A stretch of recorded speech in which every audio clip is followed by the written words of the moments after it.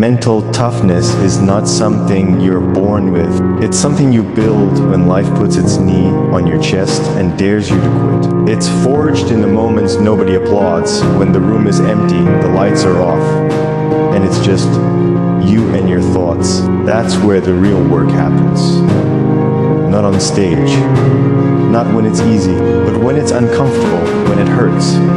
When doubt is loud and confidence feels far away. Mental toughness is deciding that your circumstances do not get the final word. You do.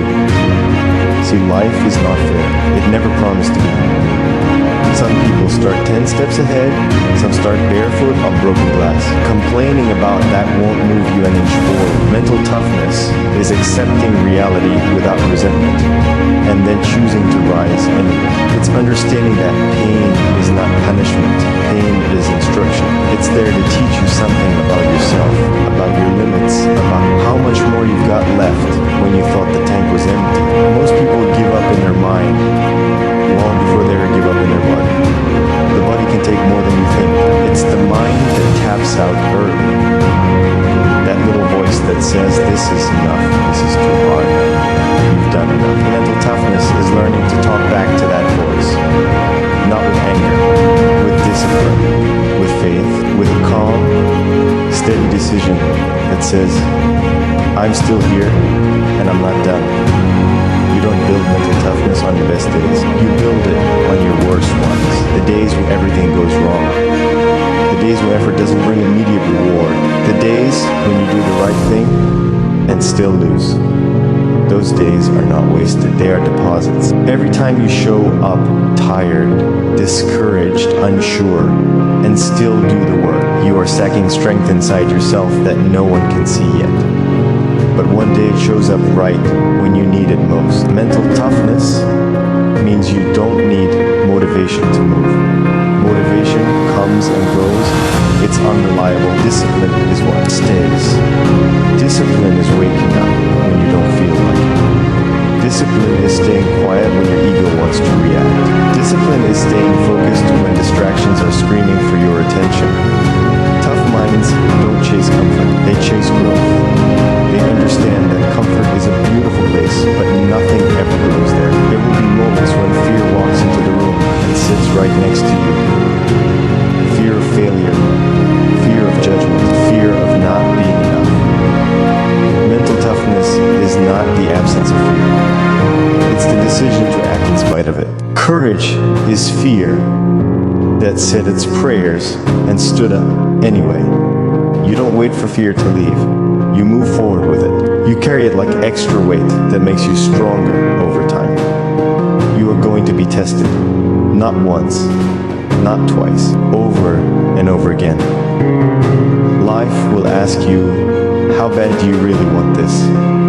And it won't ask with words. It will ask with delays, with setbacks, with closed doors, with people doubting you, sometimes people you love. Mental toughness is not becoming bitter toward those people. It's becoming better because of them. Using doubt as fuel instead of poison. Understand this, your habits are the architecture of your mental strength. What you do consistently shapes how you think under pressure. If you quit on small promises to yourself, you quit on big ones when it matters most. If you lie to yourself in private, you betray yourself in public. Mental toughness starts with integrity when nobody's watching. Keeping your word to yourself, even when it's inconvenient. There's a difference between being busy and being committed. Busy people talk about how hard they're trying. Committed people show it in silence. Mental toughness doesn't announce itself. It doesn't need validation. It doesn't need applause. It's quiet confidence. The kind that comes from knowing you've put in the work when it was dark, when it was lonely, when it would have been easier to walk away. You are not defined by what happens to you. You are defined by how you respond to it. Two people can go through the same storm and come out completely different. One comes out broken, the other comes out built. And the storm didn't decide that. Their mindset did. Mental toughness is choosing to be built by adversity instead of broken by it. To ask, what is this trying to teach me? instead of why is this happening to me. Let me tell you something about pressure. Pressure doesn't create character, it reveals it. When things are calm, everyone looks strong. When things get heavy, the truth shows up. Mental toughness is preparing your mind before the pressure arrives. Training yourself to stay calm when everything around you is chaotic. To breathe, to think, to act with purpose instead of panic. You're gonna fail. Let's get that out of the way right now. Failure is not the opposite of success. It's part of it. The only real failure is quitting on yourself. Mental toughness is falling, getting up, and refusing to let the fall define you. It's looking at your mistakes without flinching, learning from them, and moving forward without dragging shame behind you like a chain. Stop waiting for perfect conditions. There will always be a reason to delay. Someone will always be ahead of you. Something will always be missing. Mental toughness is starting anyway. Starting scared. Starting unprepared.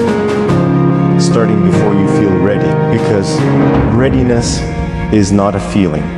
It's a decision. And decisions change lives. You have more control than you think.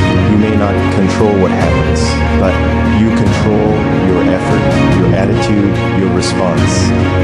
That's power, and mental toughness is owning that power fully. No excuses, no blame, no victim stories, just responsibility. Because the moment you take responsibility, you take your power back. When you're tired, rest if you must, but don't quit. There's a difference. Rest is strategic. Quitting is emotional. Mental toughness knows when to pause and when to push. It listens to wisdom, not weakness. It understands that endurance is not about going hard all the time. It's about staying in the game long enough to win. Your mind will try to protect you from discomfort by convincing you to stay the same. Don't let it. Growth demands discomfort. Change demands courage. Mental toughness is choosing long-term fulfillment over short-term relief. It's saying no to what feels good now, so you can say yes to what matters later. There will be moments when nobody believes in you. Let that be okay. You don't need universal belief, you need personal conviction. Mental toughness is believing in yourself when the evidence is thin, when results haven't shown up yet, when progress feels invisible. Faith is not believing because you see, it's seeing because you believe. You are stronger than your excuses, smarter than your doubts, bigger than your fears, but knowing that isn't enough. Mental toughness is proving it to yourself every single day through action, through consistency, through resilience, through showing up again and again, even when the results are slow, even when the road is hard, even when nobody's clapping. Life will knock you down. That's guaranteed. Staying down is optional. Mental toughness is the refusal to stay on the ground. It's looking up, even with scraped knees and a bruised ego, and saying, I'm still here. It's understanding that every comeback story starts with someone who decided not to quit. You don't need to be perfect. You just need to be relentless. Relentless in your effort. Relentless in your standards. Relentless in your belief that your past does not own your future. Mental toughness is not about being emotionless. It's about being controlled. Feeling everything, but letting nothing control you. At the end of the day, mental toughness is a choice you make daily, not once, not when it's convenient, but every morning you wake up and decide how you're going to face the world, with fear or with faith, with excuses or with effort, with doubt or with discipline. And every day you choose to stand firm, to keep going, to push forward. When quitting would be easier, you become someone life cannot break. Thanks for watching.